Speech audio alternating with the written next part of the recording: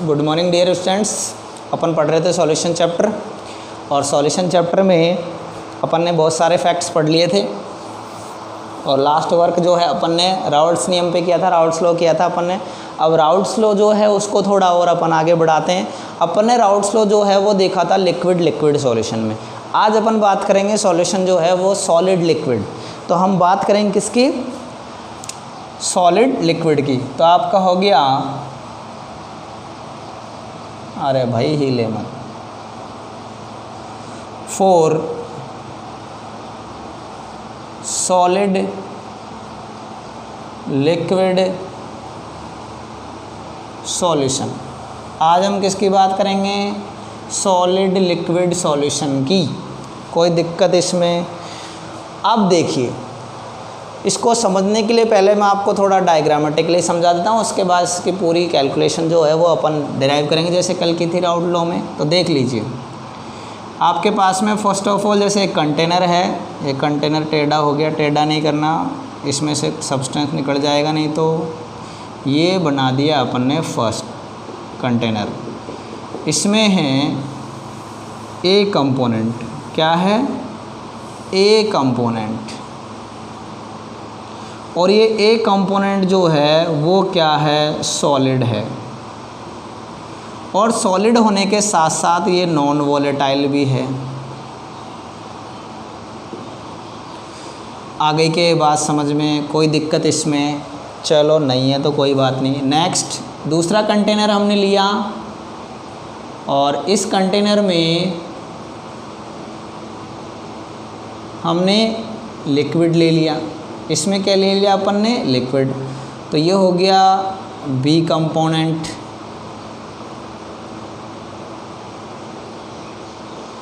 और ये बी क्या है? बी कंपोनेंट आपका लिक्विड। और लिक्विड क्या है? ये वोलेटाइल है। ये कौन से नेचर का है? वोलेटाइल नेचर का। कोई दिक्कत? तो कंडीशन क्लियर रहे। कंडीशन क्या है? कंडीशन ये है कि ए जो है वो आपका नॉन वोलेटाइल सब्सटेंस है और बी जो है वो आपका वोलेटाइल सब्सटेंस है। ध्यान रहेगी ये बात। कोई दिक्कत है इसमें? चलो कोई दिक्कत नहीं है। तो अब सॉल्यूशन बनाते हैं। दोनों को क्या कर देते हैं? ऐड कर देते हैं। तो क्या बन गया? सॉल्यूशन बन गया।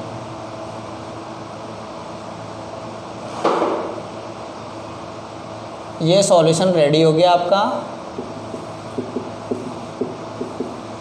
जिसमें कितने कंपोनेंट्स है? There are 2 components in which first is solid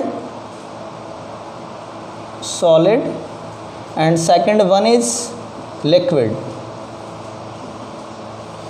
ठीक है। सॉलिड क्या है आपका? मैंने पहले ही बताया आपको, ये है नॉन वोलेटाइल सब्सटेंस,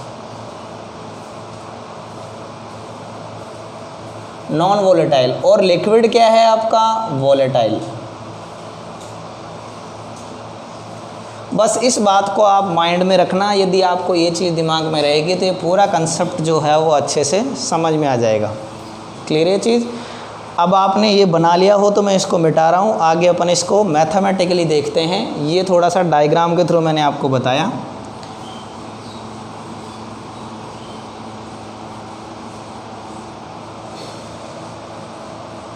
अब मैं आपकी जो कंडीशन है ना उसको यहाँ लिख देता हूँ ताकि आप भूलो नहीं। ए जो है वो क्या है? सॉलिड है। और वो क्या है? Non volatile. बी जो है वो आपका लिक्विड है और वो क्या है? वोलेटाइल है। इतना क्लियर? अब इतना क्लियर है तो आगे अब राउल्ट्स लॉ लगा देते हैं। तो according to Raoult's law,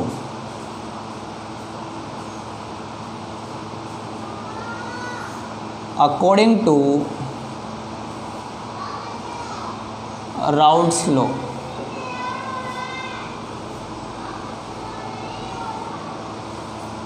according to Raoult's law, Raoult's law क्या कहता है? राउल्ट्स लॉ ये कहता है, देखिए मैं यदि इसका वेपर प्रेशर लिखता हूँ तो इसका वेपर प्रेशर क्या लिखूँगा मैं? P A equal to P A naught x A.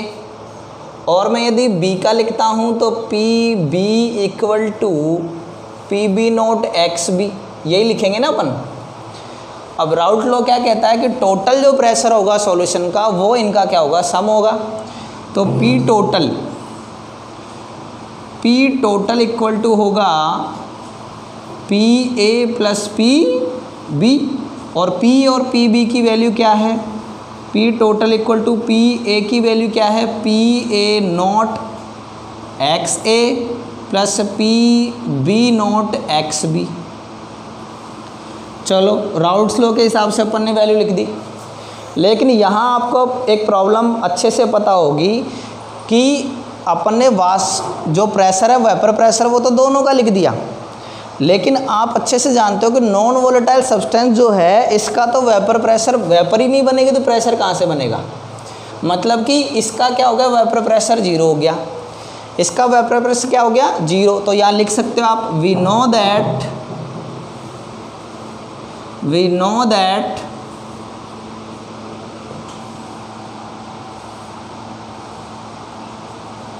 P B naught, we know that P A naught equal to zero, क्योंकि इसकी तो वेपर बनी ही नहीं रही तो प्रेशर कहाँ से बनेगा। और ये कंपोनेंट कौन सा है, which is A, and A क्या है आपका, non volatile.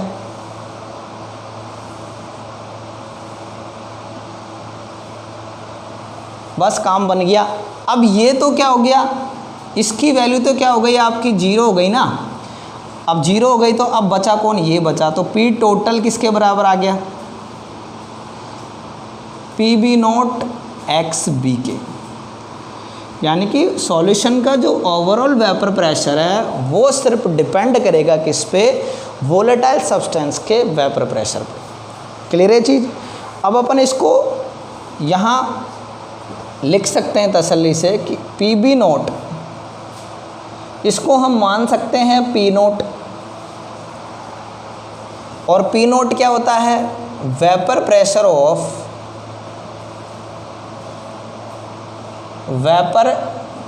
Of pure solvent,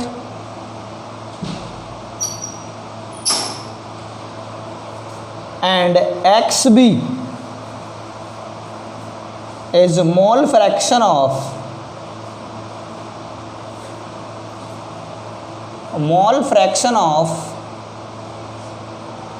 solvent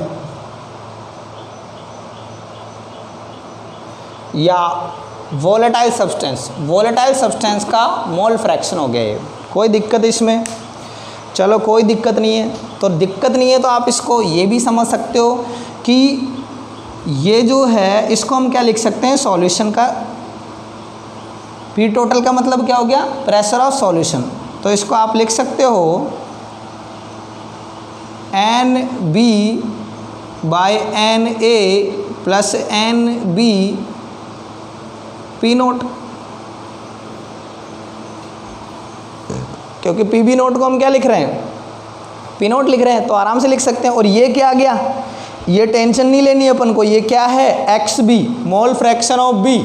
mole fraction of B निकालने के लिए आपको क्या करना पड़ेगा, moles of B by moles of A plus moles of B, ये फॉर्मूला लगाना पड़ेगा। तो अपन ने लगा दिया वही फॉर्मूला। अब थोड़ा आगे बढ़ाते हैं अपन इसको।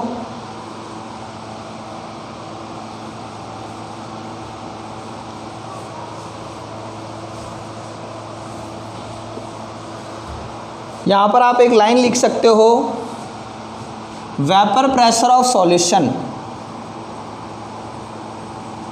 Vapour pressure of solution is directly proportional to mole fraction of solvent only in this case. इस बात का ध्यान रखना है, ऐसा नहीं है आपको ऑलवेज यही लगाना है फंडा, ऐसा कुछ नहीं है। यहाँ पर क्या हो रहा है कि जो वेपर है वो ओनली सॉल्वेंट के पार्टिकल्स की बन रही है, सॉल्यूट के पार्टिकल्स की नहीं बन रही, इसलिए उसका वेपर प्रेशर जो सॉल्यूशन का है वो किस पर डिपेंड कर रहा है, मोल फ्रैक्शन ऑफ सॉल्वेंट। थोड़ा आगे बढ़ाते हैं अपन इसको।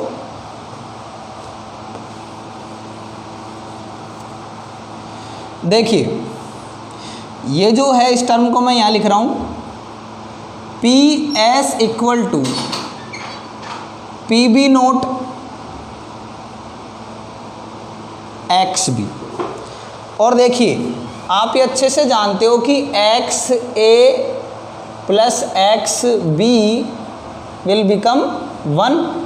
तो हमको क्या निकालना है, यदि एक्स बी निकालना है, मैंने आपको मोल फ्रैक्शन में समझाया था कि यदि आपके पास में 2 ही कंपोनेंट है सॉल्यूशन में और आपको एक कंपोनेंट के मोल फ्रैक्शन पता है तो दूसरे कंपोनेंट के मोल फ्रैक्शन निकालने के लिए एक में से दूसरे के घटा देंगे।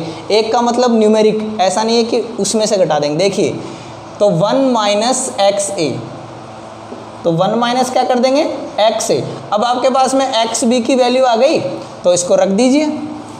तो P S equal to P B naught 1 minus x A. अब 1 माइनस एक्स ए आ गया, किसकी वैल्यू रखी अपन ने एक्स बी की। तो अब मल्टीप्लाई कर लीजिए इसको। तो पी एस बराबर पी बी नोट माइनस, इससे इसको कर दिया P B naught minus P B naught x A. Clear है। अब इसको अपन क्या करेंगे, इधर उधर कर लेते हैं वैल्यू को। कैसे करेंगे देख लीजिए।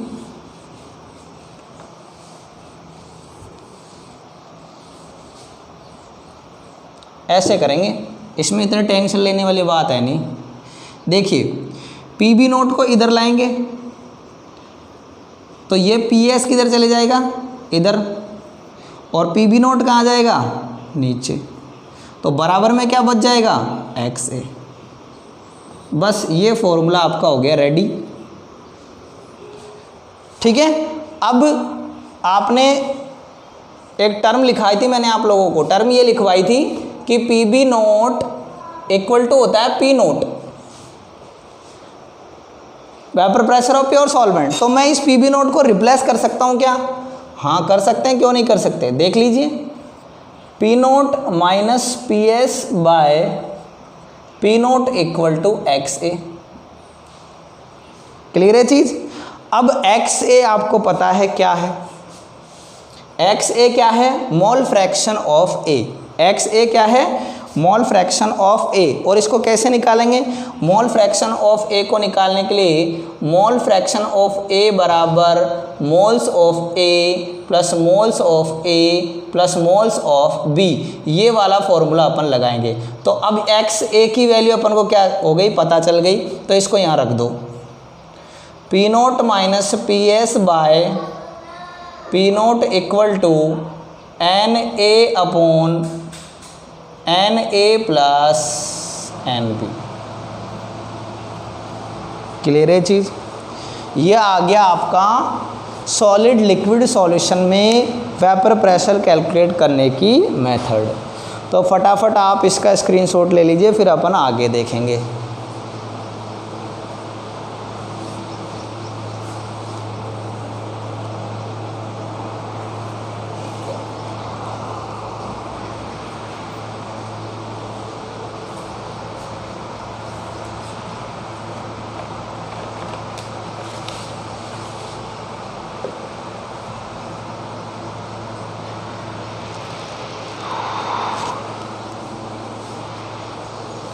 हटा रहा हूं मैं इसको।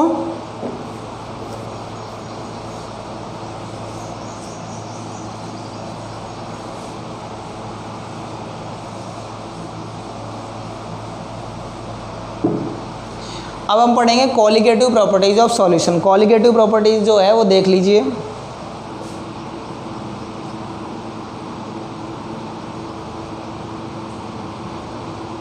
कॉलिगेटिव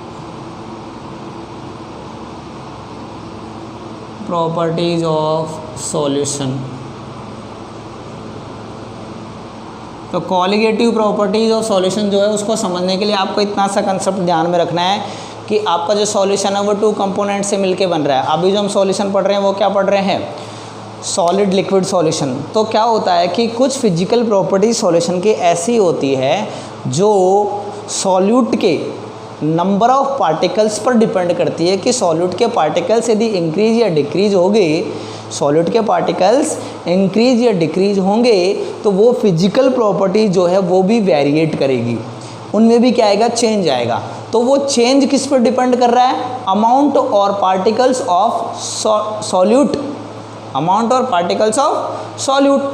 तो इस वजह से उनको हम क्या बोलते हैं, कॉलिगेटिव प्रॉपर्टीज़। तो कॉलिगेटिव प्रॉपर्टीज़ का आपको क्या समझना है, सीधा सीधा अर्थ ये है कि किसी भी सॉल्यूशन की वो फिजिकल प्रॉपर्टीज़ जो उसमें डिजॉल्व्ड सॉल्यूट के मोल फ्रैक्शन या उसकी पार्टिकल्स की क्वांटिटी पर डिपेंड करती है, उनको अपन क्या बोलते हैं, कॉलिगेटिव प्रॉपर्टीज़। देख लीजिए आगे। तो इनमें इसको मैं डिफाइन कर देता हूँ पहले। Those physical properties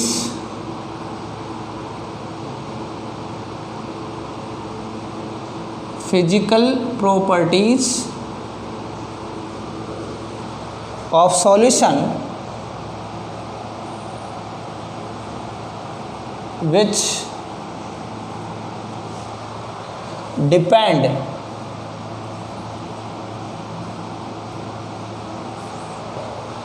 upon the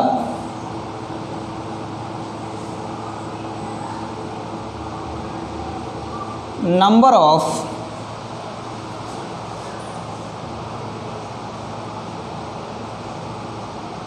particles in a given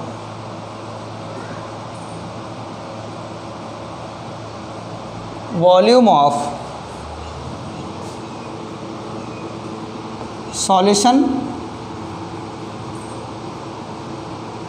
solution or the mole fraction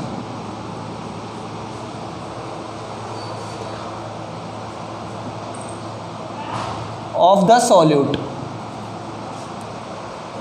are called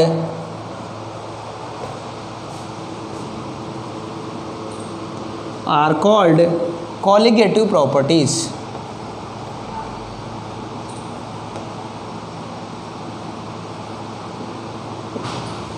आगे बात समझ में आप लोगों को ये चीज़ ध्यान में रखनी है। Those physical properties of solution which depend upon the number of particles in a given volume of solution or the mole fraction of the solute are called colligative properties। ये चीज़ आप लोगों को ध्यान में रखनी है कि कोई भी जो सॉल्यूशन है उसमें वे फिजिकल प्रॉपर्टीज जो मोल फ्रैक्शन या सॉल्यूट के मोल फ्रैक्शन या उसके नंबर ऑफ पार्टिकल्स पर डिपेंड करे, उनको हम क्या बोलते हैं, कॉलिगेटिव प्रॉपर्टीज़। ध्यान रहेगा थोड़ा, फटाफट इसका स्क्रीनशॉट ले लीजिए, आगे अपन बढ़ते हैं। तो कौन कौन सी वो कॉलिगेटिव प्रॉपर्टीज है वो अपन पढ़ेंगे। तो इसमें सबसे पहले लेता हूं मैं लॉवरिंग ऑफ वेपर प्रेशर।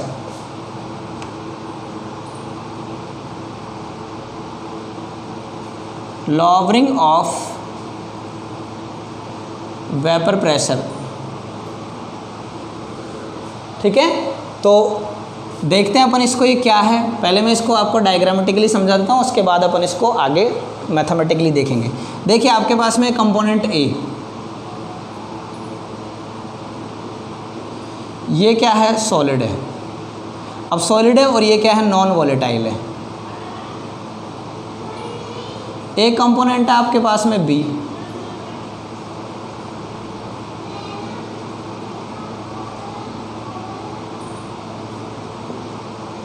ये है बी है आपका, और ये क्या है, लिक्विड है। बट ये क्या है, वॉलेटाइल है। क्लियर है। अब देखिए ये जो कंपोनेंट है, इस कंपोनेंट में से first of all pure form में 4 पार्टिकल जो है वो क्या कर रहे थे, वेपर बना रहे थे। यानी कि वेपर प्रेशर जो है वो कितने का था, 4 पार्टिकल्स का। अब हमने क्या किया, इसको ऐड कर दिया और सॉल्यूशन बना दिया। हमने इसमें सॉलिड जो है, नॉन वोलेटाइल सब्सटेंस जो है वो क्या कर दिया, ऐड कर दिया। अब प्रॉब्लम क्या हुआ कि यहाँ पर सरफेस पे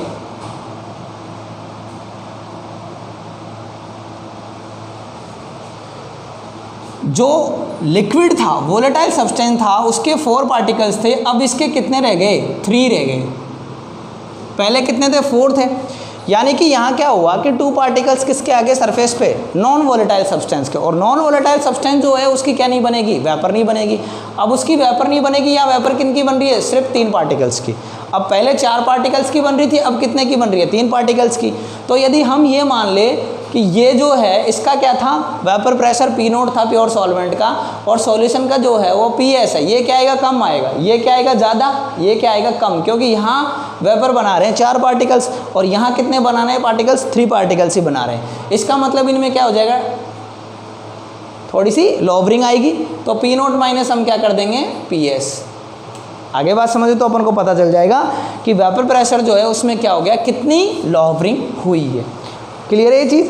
अब देखिए इसको मैं मिटा रहा हूँ,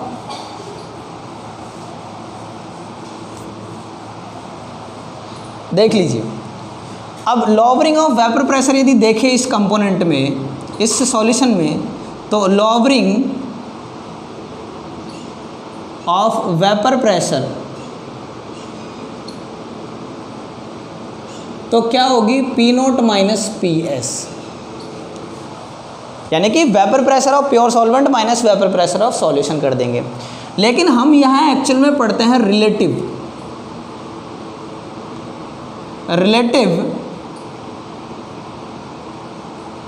lowering of vapour pressure.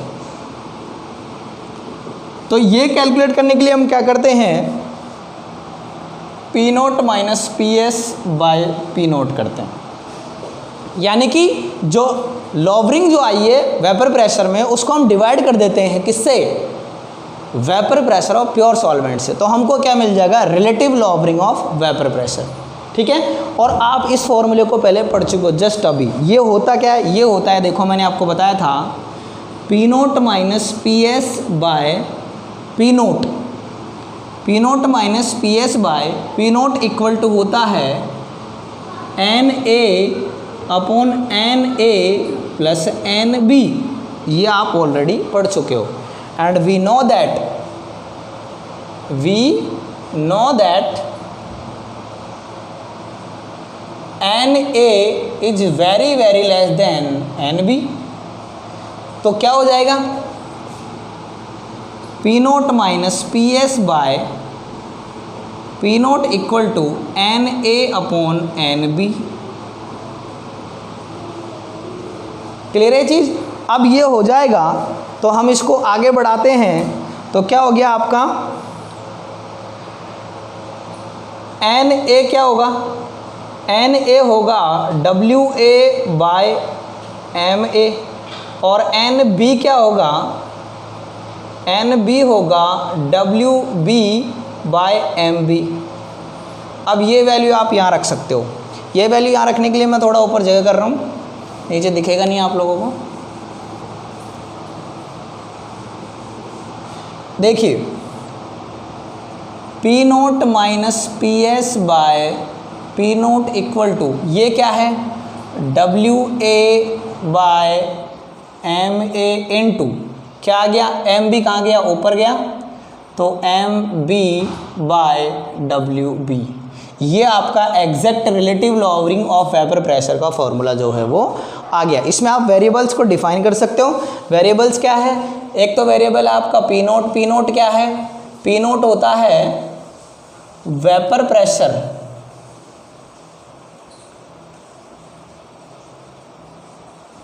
Of pure solvent. PS क्या है, वेपर प्रेशर ऑफ सॉल्यूशन।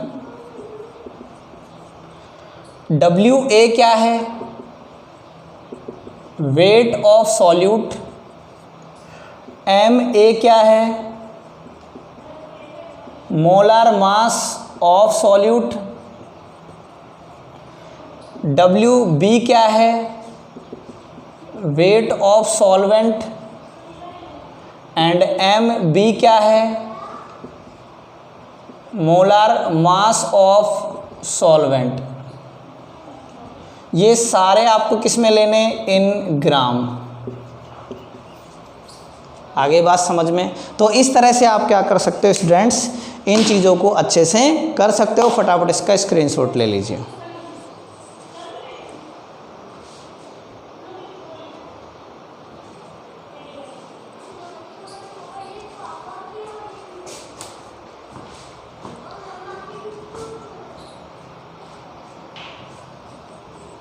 ठीक है।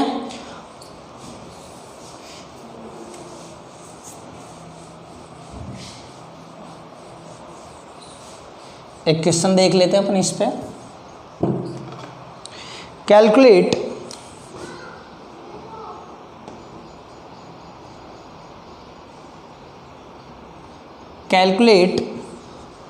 lowering relative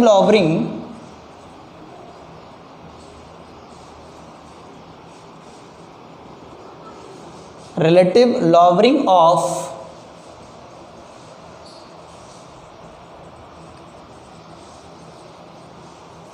vapor pressure.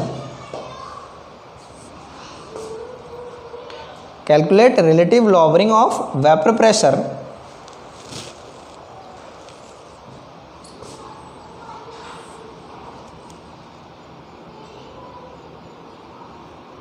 of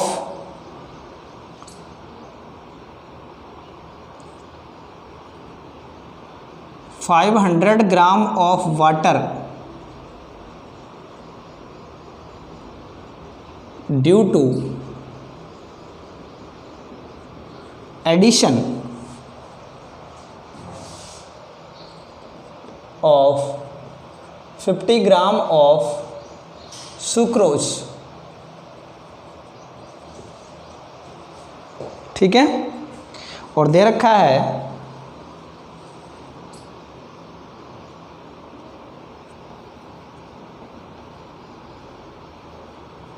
vapour pressure of pure water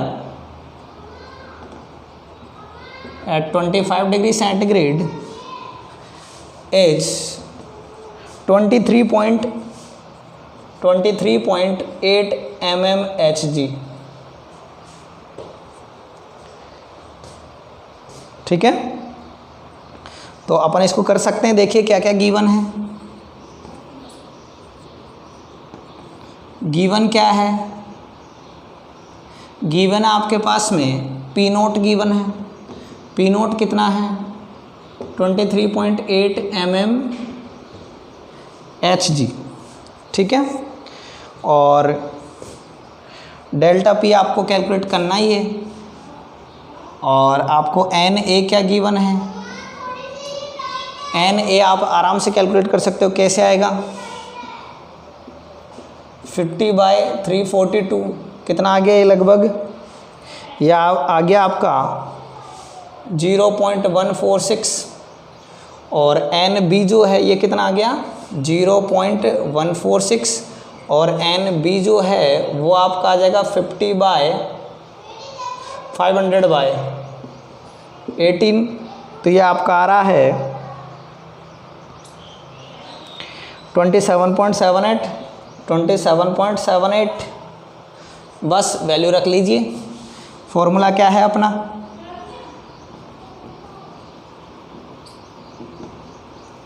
according to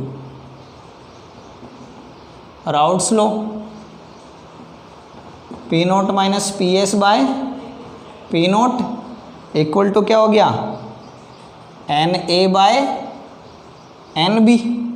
तो इसको हम क्या कर सकते हैं? Delta P by P naught N A by N B. Clear है चीज़? तो क्या कर सकते हैं? डेल्टा पी इक्वल टू, इसमें लॉवरिंग पूछी, रिलेटिव लॉवरिंग नहीं पूछी। तो delta P equal to N A upon N B into P naught. बस वैल्यू रख लीजिए। Delta P equal to N A कितना है? एन ए देखिए आपके पास में ये आया है, ये दे रखा है आपको मैंने, ये गिवन है 0.146 बाय एन बी कितना आया है? एन बी आपका मैंने यहाँ निकाला था कितना? 27.78। तो 27.78। और पी नोट कितना गिवन है? ये गिवन है 23.8। तो आपका डेल्टा पी यानी लॉवरिंग ऑफ वेपर प्रेशर जो है वो आ रहा है 0.124 mm ऑफ Hg। आगे बात समझ में? इस तरह से आप क्वेश्चंस को कर सकते हैं। देख लीजिए, calculate lowering of vapour pressure of 500 gram of water due to addition of 50 gram of sucrose. यानी कि 500 ग्राम ऑफ वाटर है आपके पास में और उसमें हमने 50 ग्राम सुक्रोज ऐड कर दिया, तो अब वेपर प्रेशर कितना लो हो जाएगा। प्योर वाटर का जो है उसका वेपर प्रेशर अपन को 23.8 mm ऑफ Hg दे रखा है। गिवन है, पी नोट गिवन है, Na अपन ने यहाँ से निकाल लिया 50/342। 342 क्या है? सुक्रोज का मोलर मास। सुक्रोज का फॉर्मूला क्या होगा? C12H22O11। ठीक है, इससे हमने क्या कर लिया, इसका 342 क्या निकल गया, ये मास निकल गया। अब देखिए ये निकलने के बाद अपन कहाँ है, इधर आ गए, तो Na निकाल लिया अपन ने, N भी अपन ने 500/18 कर लिया, क्योंकि 500 ग्राम क्या दे रखा है, वाटर दे रखा है, और 18 क्या होता है, इसका मोलर मास होता है। तो क्या आ गया 27.78। Formula Raoult's low, P note by P S by delta P, तो ये क्या हो गया, डेल्टा पी हो गया, और ये क्या हो गया, P नोट हो गया। अब डेल्टा पी निकालेंगे तो P नोट किधर चले जाएगा, इधर चले जाएगा। Na की वैल्यू क्या है, ये है। Nb की वैल्यू ये गिवन है, और P नोट जो है वो ये गिवन है। तो डेल्टा पी जो यानी कि वेपर प्रेशर में जो लॉवरिंग हुई, कमी हुई, वो कितनी हुई, 0.124 मिलीमीटर ऑफ Hg। ठीक है स्टूडेंट्स, इसका स्क्रीनशॉट ले लेना, आगे और क्वेश्चंस करवाएंगे। Thank you.